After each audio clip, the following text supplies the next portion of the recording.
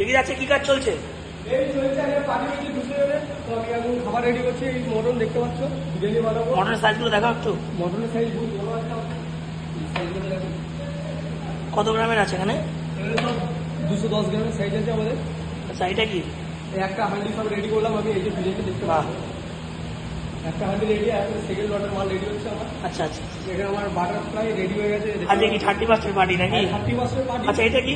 এটা fish butterfly. জমে party হবে।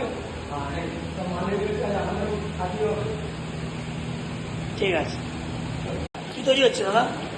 এই চাপ বানাচ্ছি এখন, চিকেন চাপ।